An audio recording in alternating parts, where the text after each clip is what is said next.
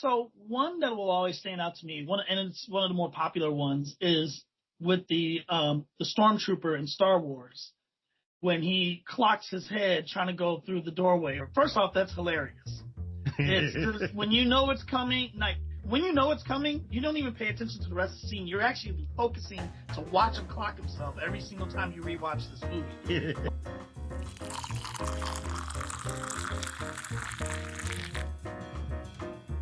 Hello, and welcome to another episode of the Cup of Tea Critiques podcast. I'm your host, Brandon Chasen, and like always, I'll be joined by the team that brings you cupofteacritiques.com. If you haven't already, make sure you like and subscribe to our podcast so you can stay in the loop on all things COTC and figure out your cup of tea. Ready for a deep look with a deep brew? This week's topic, film gaffes. Cup of Tea Critiques is a family affair, and I'm here with my brother Chris, my mother Reba, and my father Terry. But generally speaking, I think gaffes are, for the most part, funny. Probably the favorite, I think this one kind of just blew up all over the internet, was the Starbucks cup in an episode of Game of Thrones. People had so much fun with that one. Yeah, for me, that Starbucks cup is my favorite. And I think, I'll speak just for myself here, but probably what made it blow up is that, like, let's face it, Game of Thrones is an incredibly well done show overall. Not just in terms of popularity, it's just a masterpiece of television that's out there. And so I think that it's not just because of its popularity that everybody talked about it. I think it has a lot to do with, like, here's a show that's so well executed in every facet, and you guys forgot a Starbucks cup. Like, you could have forgotten all sorts of things, left a prop out in the wrong spot or something like that, had an extra in the scene that wasn't supposed to be there. But here's something set in the medieval, times kind of view, and you left Starbucks in there. Like, so I think that is why a gaffe like that it was so blown up. It's not just the number of people that watch the show, but really, how could a show this so well done forget something like that? Yeah. I mean, I call me tinfoil hat guy, but I felt for a long time like that was intentional, and that was I've been the conspiracy theorist on this until we actually were looking through these lists that Dad sent us, because one of the articles we read said that it wasn't an actual Starbucks cup, it was just a local coffee shop, and so that kind of changed my mind on it a little bit, because nobody really talked about whose coffee shop that was. So even if it was done to benefit that coffee shop, nobody was talking about them. They just assumed it was Starbucks. So, so that's the other. If it weren't for that, I would have said this was intentional and a PR stunt. But it's still hilarious nonetheless. One of my thoughts as we were going through this list is how many of these were crew members appearing on screen. And I mean, we're going through these listicles, they're these kind of screenshot images. And I think part of the reason we missed these is just because, that's not really how you're watching the movie. Like it's continuous. It's cutting relatively rapidly. There's other stuff going on. You're engrossed in the story. So you're probably going to miss something that minor, especially if it's kind of obscured or like way in the background. I think they just, even if they spot it, they just say, we'll live with it, because, no one's pausing every single frame to watch this stuff, and they would be wrong, because the people who wrote the articles we read apparently were doing that.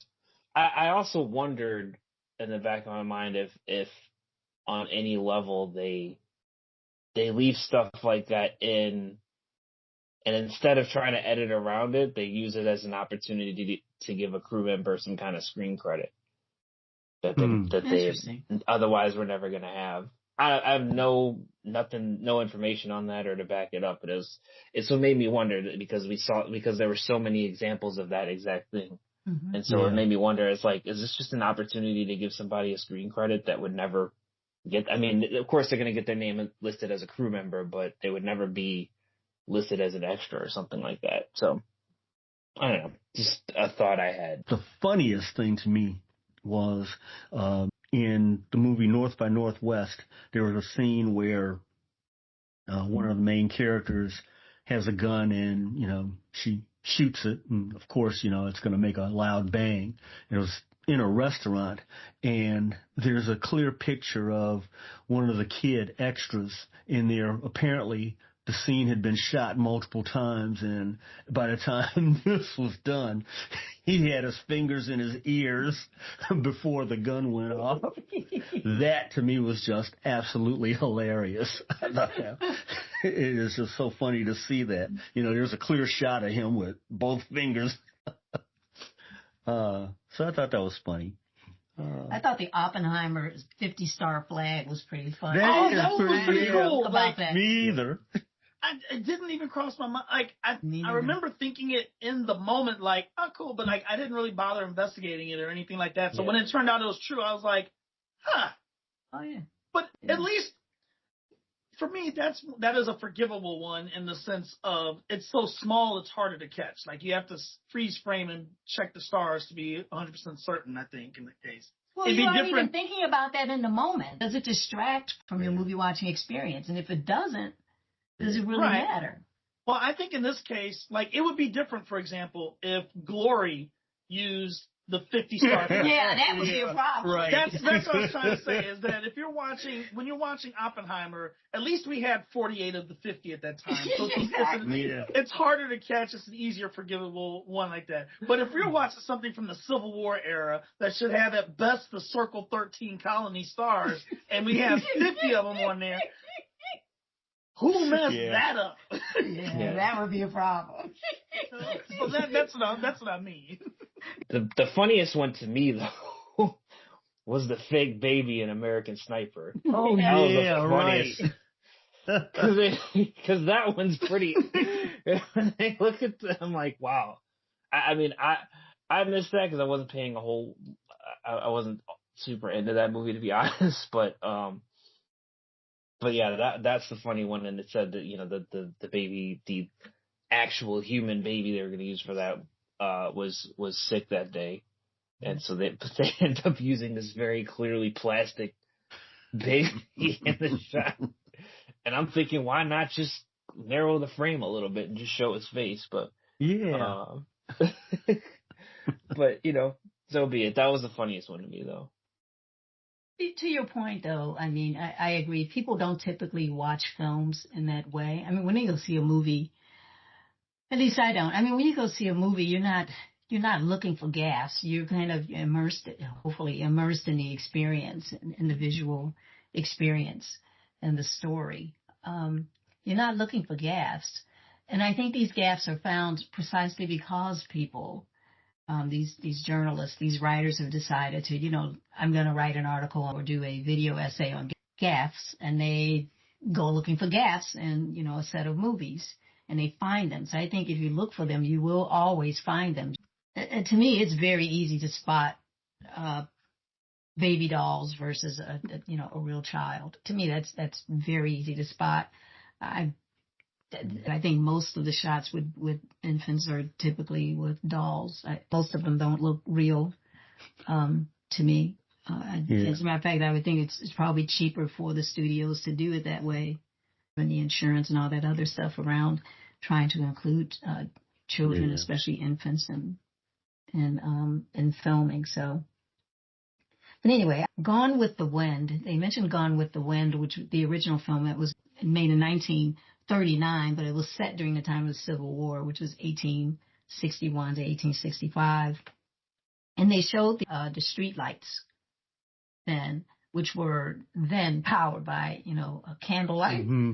And instead, if you look closely, you can see that there were bulbs, which hadn't yet been invented. It wouldn't be invented for another 18 years or so. I thought that one was pretty funny.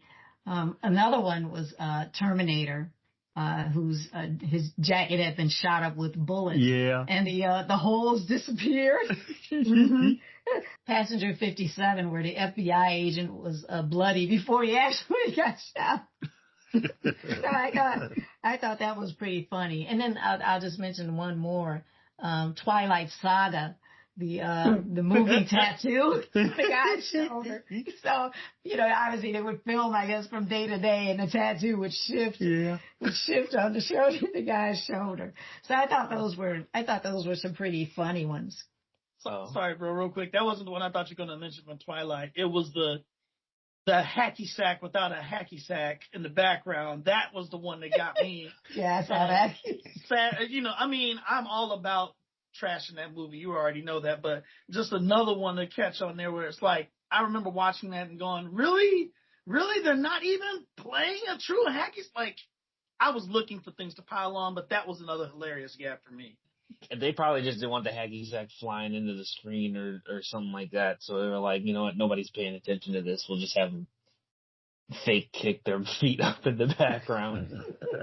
I don't even know how long that scene probably was.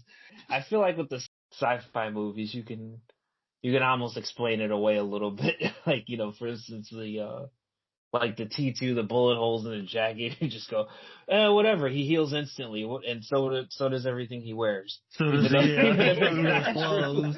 But I feel like sci-fi always has a little bit of wiggle room in terms of gaffes like that. So it does, but so one that will always stand out to me, and it's one of the more popular ones, is with the stormtrooper in Star Wars. When he clocks his head trying to go through the doorway. First off, that's hilarious. It's just, when you know it's coming, you don't even pay attention to the rest of the scene. You're actually focusing to watch him clock himself every single time you rewatch this movie. But there's two reasons why it's one of my favorites. One is that obviously it's hilarious. But two, I like the history behind it because back then, George Lucas didn't have the same budget as he gets today. And so reshooting that scene was just not in the budget whatsoever. And every time I come to that scene, I love to laugh at it, but I also immediately remember this is back when he was still trying to establish who he was. So I really, for me, it's it has historical context in that sense. It's like a marker, like, hey, he made this and then he was able to afford to fix things like this in the future. Yeah. They talked about, well, generally speaking, there are a lot of common gaffes, like you were mentioning some of the things about crew hanging cameras, cords, or reflections. That seems to happen. One of the ones I found, I won't say interesting, but, humorous, is that movies that have palm trees in the scenes because they were shot in California, but the setting is elsewhere, like Ferris Bueller was one of them they brought up. It was supposed to be in Chicago, and in some of the scenes, they show things like the principal's car being towed away and their palm trees in the background. No, okay. Halloween, same thing. Yeah. In Halloween, they actually had California license plates on some of the car. Those are but really whatever. Cool. You can drive from California to Illinois. It's possible. So. Yeah. But it's really cool to see gaffes like that especially for people that live in those settings, it stands out. Like in The Graduate, people that live in the area understand that he's going the wrong way on the bridge to go to his destination. I thought that was hilarious because I was like, I'm not even from there. I wouldn't have had any clue, but especially, and think about it, when that movie came out, not as many people would have known about it, but in today's day and age, with the media cycle and the access to all the information, like, you go see the movie when it comes out, by the time you get home, somebody's letting you know that scene was not right. Yeah. But it's cool, it's local, so yeah. I wonder how much, though, we collapse gaffes with unplanned events in movies, though, because you think about some of the, what they call gaffes that they decide to leave in films. One example is when Ian McKellen visits the Hobbit and bumps his head on the ceiling. Yeah. Tea? Or maybe something a little stronger. I've got a few bottles of the old Wynyard left. 1296. Very good year. Almost as old as I am. It was laid down by my father. What say we open one, eh? Just tea, thank you.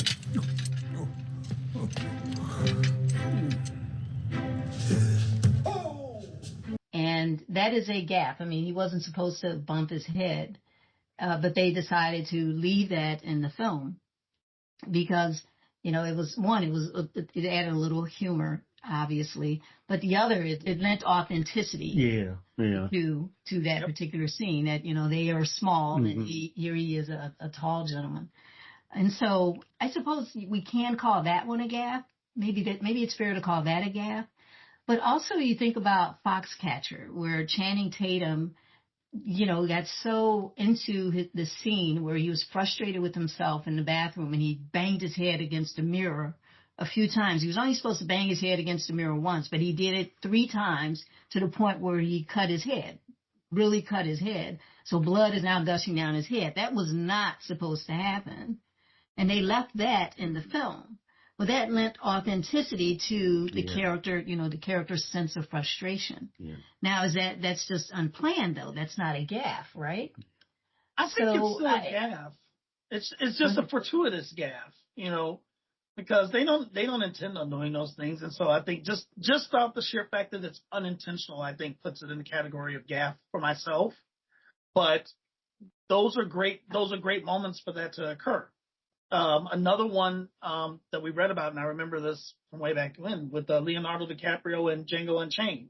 Mm-hmm. He cuts his hand, and that was not intentional or whatever, but he acted through it, and it lent towards the power of that scene. You see, under the laws of Chickasaw County, Broomhill here is my property, and I can choose to do with my property whatever I so desire.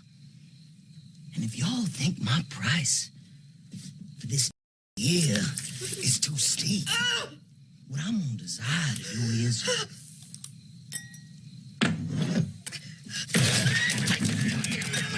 and beat our ass to death with it right in front of both you. And so I think it's still a gaffe. He didn't mean to cut himself, but it's fortuitous, and it made the scene. It, like you said, it lends authenticity to these moments, and I think that's great. They're just lucky. Yeah. I don't know if I would call them gaffes just because it's not.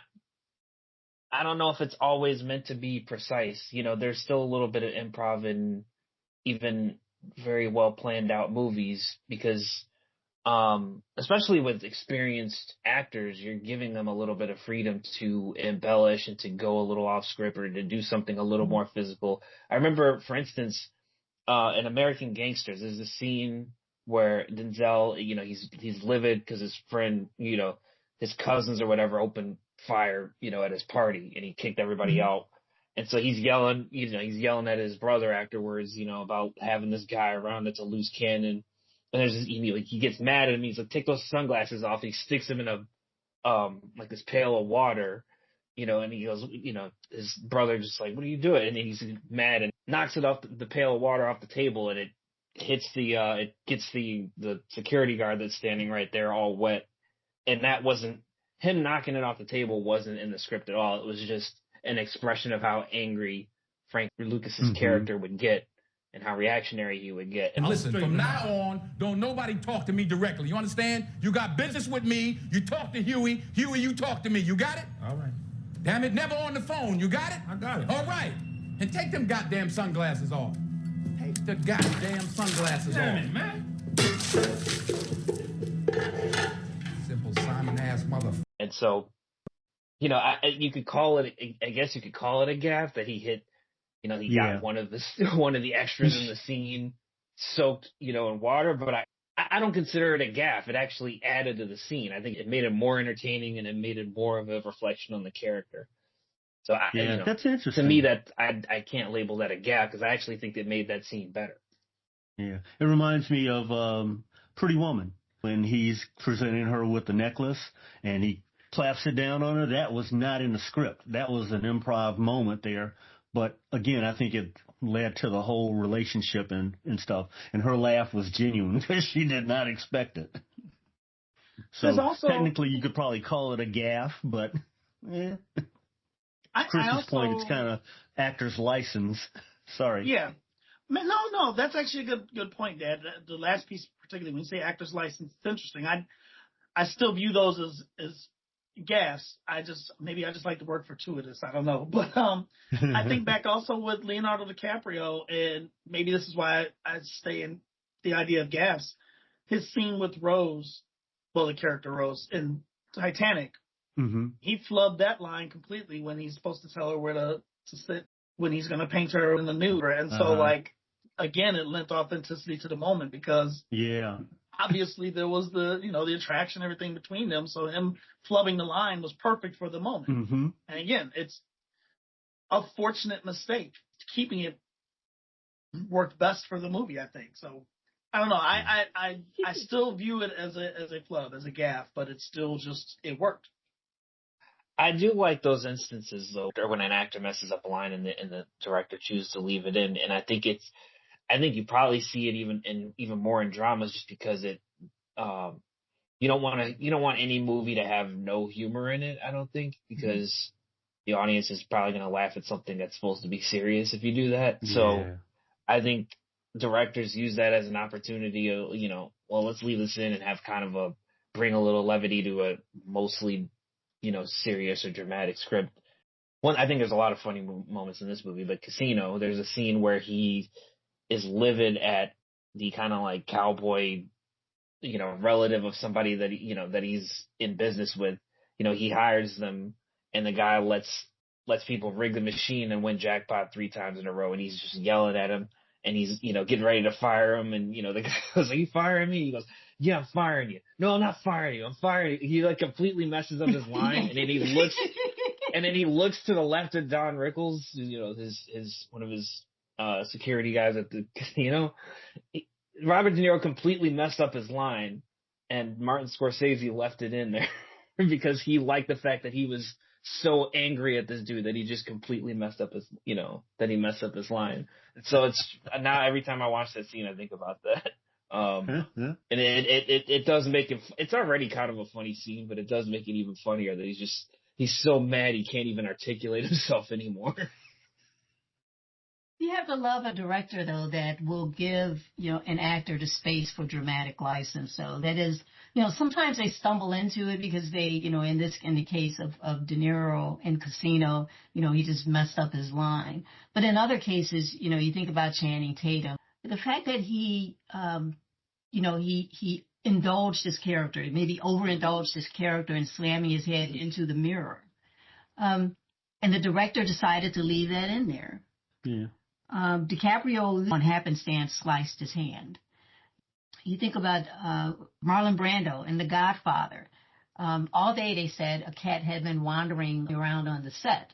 Apparently, Marlon Brando likes animals. And so during the scene where he's in his study talking to, you know, his guys, and the cat is in there, so he just picks up the cat and he continues with the scene, rubbing this cat. And the whole scene gets this kind of, it becomes even scarier. That's just how scary, you know, this group is. Just how, you know, is he going to choke the cat? He's rubbing this cat and he's just talking, and you think, is he going to kill this cat? You know, it just made them seem even scarier. The director could have easily just stopped it and said, "Somebody get this damn cat." Mm-hmm. But he didn't. He left it in there. That I cannot do. I'll give you anything you ask. We've known each other many years, but this is the first time you ever came to me for counsel for help. I can't remember the last time that you invited me to your house for a cup of coffee. Even though my wife is godmother to your only child. But let's be frank, you never wanted my friendship. And you were afraid to be in my debt. And so you have to, you have to give it to directors that can really have an eye for what accidents essentially are making this scene even better. Yeah. And, you know, I'm just going to leave it in there, or is it something that I need to take out? And so that's why I wonder, can you call them all gaffes necessarily? Some are truly mistakes. Others, though, are overindulgences that just as with Denzel Washington's character as Frank Lucas. Others are overindulgences that just happen to just enhance the scene. Mm-hmm. I think it's one. I feel like different directors probably have different approaches, but I do think it's part of just being a creative. And you know, when you yell action, being willing to come out with something that's a little different than whatever you originally envisioned with the scene, and trusting that it'll work out, and if it doesn't, we'll run it again. Or we'll if you're open to, as Brandon said, fortuitous, whether you call them gaffes or just something that you weren't expecting, you might get an even better scene. Yeah. So I really think it comes down to the director's approach, and if you're, and tying it into, there was a recent quote from Jennifer Lawrence where she said, she was saying specifically male directors, but a lot of directors will over direct. They won't just let their actors act. And I think it's, you could say it's the same thing about if you're just too married to whatever you thought this scene was going to be, you're not going to let an actor make a choice that makes the scene better, or you're not going to let something just random that happens, something serendipitous that makes for a better scene. So I think it's just about being creative and being able to roll with whatever happens. Yeah, I agree with that 100%. Chris, I think you wrote an article about one-shot movies. I can't remember the exact title of it, but it was about one-shot movies. And 1917, I think, was one of those, right? One of those movies you talked about in that article. It's on the Cup of Tea Critiques website in the Crumpets section. There's a scene in that film where the main character has to run across a battlefield while a bunch of soldiers are charging against him the other way. So they're charging against his left side while he's coming the other way. Now, as they rehearsed that scene, he was supposed to be coming, uninhibited. So none of these soldiers were supposed to be, running into him at the time he was charging. Instead, when the scene was actually shot, a bunch of them were bumping into him and throwing him off track. So he was falling down and having to get up and keep running. But the director never said stop. And as the actor said later, he said, no, I had to keep running because the director never said stop. He said, so you're taught, when you're filming, you don't stop until the director says stop. And so they're showing the scene and he's running, he's getting bumped into, he gets knocked down and he gets up and he has to keep running. It is very interesting to see that piece of film analyzed there. And it was nothing like they rehearsed it, nothing like the director had envisioned it. But he decided to keep that because it came across as much more authentic, right? The actor wasn't meant to take any hits as he ran across the battlefield. He had come out of rehearsal for the scene unscathed, but there are no guarantees of timing in such a complex scene. On the actual day of shooting, he found himself taking multiple blows from a slew of oncoming soldiers. But an actor keeps going until the director calls for a cut, and for such an important moment in the film, he knew he couldn't throw in the towel himself. So he kept moving, and director Sam Mendes never halted the take. He must have realized that, despite deviating from rehearsal, something even more intense was happening. It wouldn't have looked authentic to have a battlefield where someone is trying to run across before his team charges them. And he comes across without getting touched. Yeah. That doesn't make any sense. So it just seemed much more... It's more surreal and, it's kind of... Yeah, it came across as something that was much more natural, much more likely to happen. And so anyway, I just found that very, very interesting. So I'll pose a question to you all. Are there any gaffes that are just unforgivable? I mean, it's just too much. And one of the things that kind of comes to mind to me, it's sort of nitpicky and weird, but hairstyles that don't fit the era. I think that's just no excuse for that, I think for me, and I wish I had some better examples ready for right this second and everything, but I think the gaffes that get me the most, that when you're asking about unforgivable, it's constantly the continuity errors that occur in films. Those are the ones that it's like, how did you guys go through an entire, editing process? You've done all the filming. I can respect all that kind of stuff, but you're putting this movie together. Presumably you put all the scenes together as you want it, and then you watch this thing all the way from beginning to end, and you still manage to miss these continuity mistakes. And I'm at a loss as to how that occurs. So those are the ones that drive me nuts. Especially when you have someone in charge and doing that. Precisely. Yeah. And it doesn't matter. Or a group this of is not people, genre whatever. specific. It's not genre specific. It doesn't matter if it's an action movie, if it's a historical piece. As a matter of fact, I'll give you the one that when we were doing our research that got me was Bohemian Rhapsody, when they had songs being performed at events before the song was ever released. How are you a historical drama and having a track from 1978 in a 1974 performance? Something that can so easily be like, if you're giving us this historical piece, wouldn't you want to give us, the facts, the correct facts in the situation? So I can't. I got to get off this mic because I'm starting to get heated about it because it's ridiculous.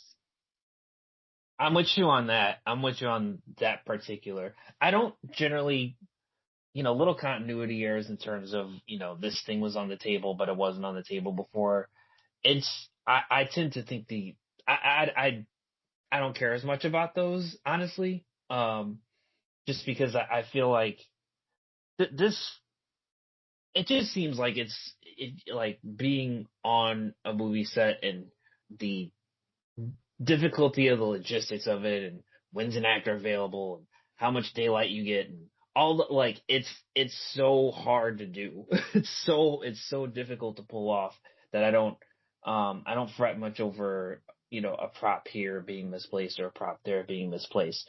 I think the gaffes that are less forgivable are like the ones Brandon said that are just, they're inaccurate on a level like that suggest either a lack of research or just a lack of concern for details about, something that's a little less fictional than your average movie where you're telling things out of order or really, to me, more, and I guess this might fall into a different category, but just characters doing unbelievable things.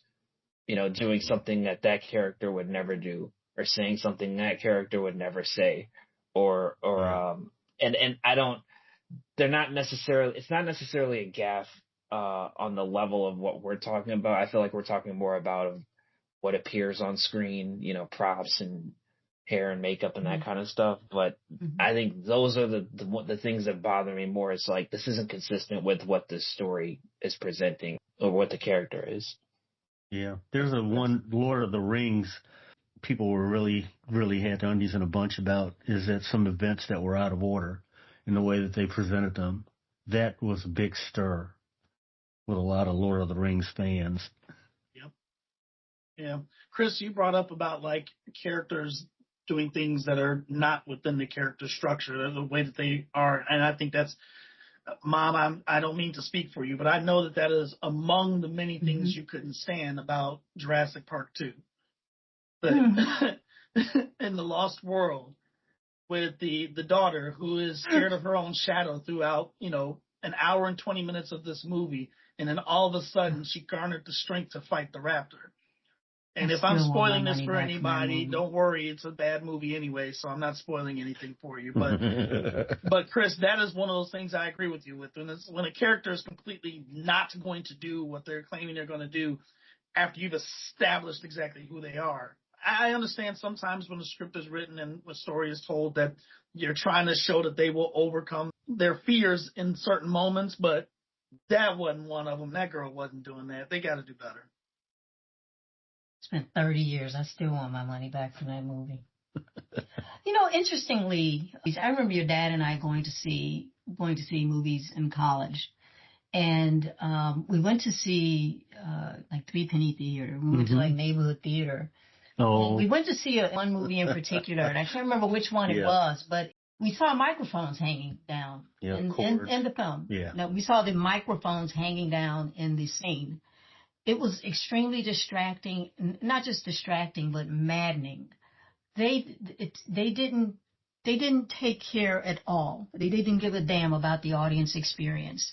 It's as if, and I have to think that had to be a one-off. Although I have to say I've seen it in a couple of other films, but it certainly was not the norm.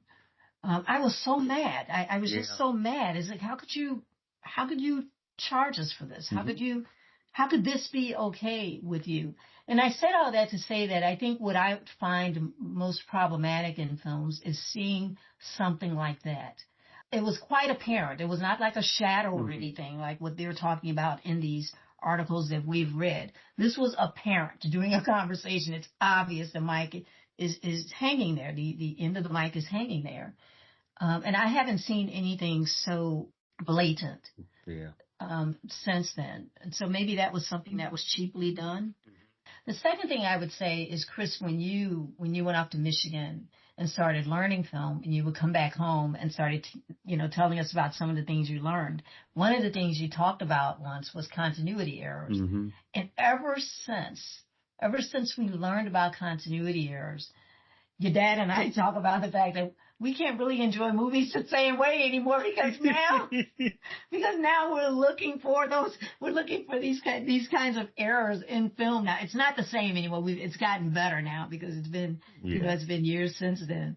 Anyway, I said all that to say that generally when I go to watch films, I'm not looking for errors of any type. It has to be something that's pretty obvious, that's going to distract from the experience for me. Mom, I'm really happy you brought up, hanging microphones and, gaffes like that, because that was actually a question I was going to pose to you guys. In today's era, with the ability for editing now with AI and whatnot that's in place, you're able to catch some of those gaffes in the process. And now when you take a picture, you can actually edit out people from your background, for example, and it gives you a replacement for that setting or whatever. And so my question to you guys is, do you believe with this type of technology, we're going to start seeing fewer gaffes as a result? They're going to be able to edit out those hanging microphones, the random camera guy who accidentally still got in the scene, things like that. Do you believe we are going to start seeing fewer gaffes like that? That they'll clean them up? Yes. Yeah. Interesting. Chris says no. No, they can already do that without AI. I think they can, these editing tools can do that kind of stuff before. I think it's a matter of I think it just gets by it. Yeah. Either it gets by them or they decide to leave it in. I mean, I understand that there are a lot of things that we've talked about that they consciously make a decision to leave in. But to Chris's point, I think, they miss it. It's interesting. All the detail, all the work that goes into making a film. Again, I've said this 1,000 times. I'm amazed at the attention to detail in doing that. And yet, people still make mistakes. Things get by. And I think to Chris's point, that'll always happen. Whether or not they'll clean it up, I don't know. I don't know if you'll see fewer of them. I think some of them are always going to escape. What concerns me, though, AI can truly be an intrusion, though, in some of this work. While I feel, the problems I talked about earlier, the obvious stuff with equipment hanging down into scenes, that's problematic. And if they need AI to clean that up, give me a freaking break. Give me a break with that one. But my thing is, I think about the other kinds of gaffes, though, and I wonder if those are natural gaffes. Robert De Niro not remembering his lines, a cat wandering on the set and letting the actor take dramatic license with that. Daniel Craig, running into a sandbar when he's supposed to be floating, so he just winds up standing up and showing his bod and becoming a sex symbol as a result of that. I think those are unplanned events that we can look at as, imperfections in the film that made the film better. They made the story more authentic. They made the visual more appealing. Or if they weren't, they had the option of pulling it out. It reminds me of the podcast we did on music. And one of the things we did was we watched a film called Score. Score was a film about film composition. And one of the composers talked about the risks of using AI to do compositions for film. And he said, I'm just paraphrasing here, but what he said was that it's the imperfections in the music that make it beautiful. It's the imperfections in the musician's play that make the composition beautiful. And I think that is the parallel to that for movies, is that it is the mistakes, it is the gaffes, it is the forgetting their lines, it is the standing up when they run into a sandbar, or the actor improvising when they when a cat wanders on the set or whatever it is that makes the movie beautiful. If we're going to use AI to erase all of that, to try to, make it smooth, and that's not what I want to see. Let me just say, that's not what I want to see. Yeah. I see a place for it in terms of what the types of things that Brandon was talking about in terms of correcting editing mistakes, like the hanging microphones and things like that. I could easily see that because, one, it's a cost thing in terms of, you can use some technology editing tool or whatever to correct that and not reshoot a scene. So, to me, in terms of cleaning things up like that, or a cup that was on one side of the table and it keeps shifting, if they can fix that, I don't care. That doesn't bother me at all either. It keeps them from reshooting scenes, sure. Yeah, I mean, I think these things get, with the post-production process can be so extensive and costly, and these things get, they get edited and re-edited and mastered and, so on and so forth. And I think sometimes the reason these things get left in is because even if they get discovered somewhere along in that process, it's like, all right, well, now are we going to go all the way back to go all the way forward, to edit out, some crew members' tote bag. I don't know if they even think it's worth it at that point. And I mean, to Mom's point, I mean, I think some of these imperfections we talk about they kind of bring it closer to the live performance art in a sense, like, we all talk about how you can't really replicate the experience of being at a concert, right? So like, the live music performance and how, what a performer decides to do in the moment or anything like that, or how they roll with a mistake. The same with stand up and improv and live theater and we all enjoy those art forms. We don't go, well, it's not going to be perfect, so I'm not going to the Pantages to watch, Wicked. It's not going to be perfect, So I think, I think some of these things bring it a little closer to a type of performance art that we all enjoy. And, I think, like Mom said, embracing the imperfection. Right now March Madness is going on. One of the things that makes March Madness fun is watching, incredibly talented Division I athletes play some of the worst basketball you've ever seen for 4 minutes. Like when you watch the end of these games, you're like, my God, did you guys start practicing yesterday? Like they just can't even inbound the ball. For like 3 minutes, they forget how to do anything. So, and it makes it can be awful basketball sometimes, but it makes it more fun. So yeah, I mean, I certainly hope that, using AI to try to make something perfect doesn't become a thing. Yeah, that's my point.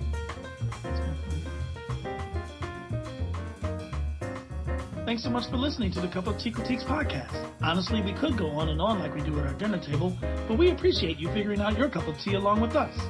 Make sure you rate and follow us wherever you listen to your favorite podcasts. Also, leave a comment and tell us some of your favorite film gaffes. You can stay in the loop on all things COTC by subscribing on our website at cupofteacritiques.com. You can also find us on Facebook, check out our Instagram at Cup of Tea Critiques, and on Letterboxd at COT Critiques. For Reba, Terry, and Chris, I'm Brandon. We'll see you next time for another deep look with a deep brew.